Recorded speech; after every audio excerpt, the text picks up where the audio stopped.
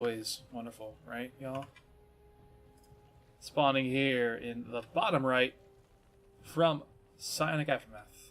Our blue Zerg player, this is Ariok.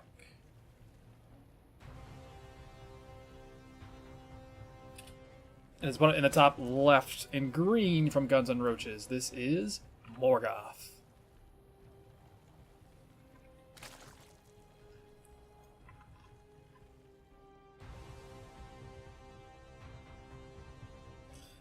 So Morgoth here, going for the extractor trick and then the hatchery. This is something that CTL players will know and love thanks to, well, their glorious overlords SE2 Swarm. And the various 7-0s that they've handed out to teams this season. But this could turn into just a Ling Flood. You have the hatch pool, gas. So it looks a little strange, but it does get units out very, very quickly. And a lot of them. On the other side of the map, Ariok kind of going for a more standard hatchery, gas, and the pool will be coming up shortly, just as soon as those 200 minerals pop in. There we go. It's a ZVZ on a relatively open map. Again, I kind of feel like Morgoth here is going to be shoving some units across the map really, really quickly here in this game. So it's kind of up to Ariok to see how the player decides to respond to that. This is, I mean, the hatch gas pool is a really safe opener, but if you don't have the scouting information, I mean, we already have, you see the 6 Lings in production here from our Guns N' Roses Zerg player. I mean, this overload's going to get over here, and it's going to start pathing around outside the natural. So it's not really going to see the timing of the natural base, that it is already up, but it should see some Lings, but actually, even better, Morgoth is going to hide the Lings that he's making until the very last moment. There's 100 gas available, and actually even more than 100 gas. So it could go into a Baneley Nest plus the speed, but speed has not yet started yet from our Green Zerg player. We do have speed from Ariok on the other side. So the longer that Morgoth is forgetting about his gas, the more of, the better position the Psyx Zerg is going to be in here. Because if this moves across the map, I mean, it's going to be a lot of Lings. It's going to be like 20 some odd Lings. They're going to go across the map, but they're not going to have speed for a very long time. There's just all this gas right now that is just not being used. There we go. Speed finally started up, but that's about a minute and a half too late compared to when speed could have possibly been started. We've even got a Baneley Nest on the other side of the map from Ariok. So without speed, going up against Speedlings and Banes in defense, a couple of Queens as well, and Ariok sees the Lings moving across the map, not only with this Overlord, but with the Zergling that was moving across the map, and that is a ton of Lings! Holy crap! If only they had speed!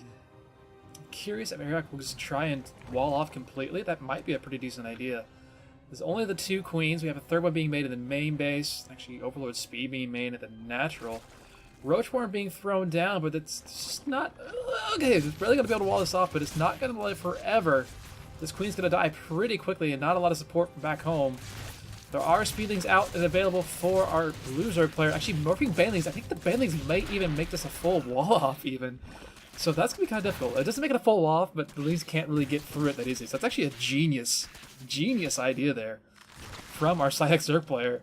And he's pretty well held. This is going to actually waddle out the Banelings, see how many kills he can actually get.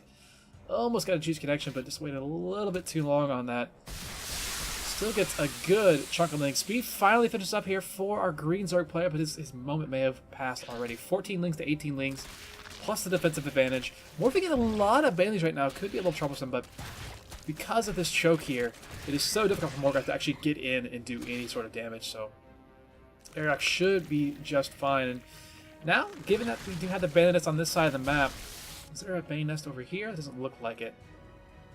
Ariok has the choice to go across the map and start being aggressive as well. Looking at the worker counts, just looking at the income tab itself, 23 workers to 15. This was supposed to be an all-in here from our GNR player.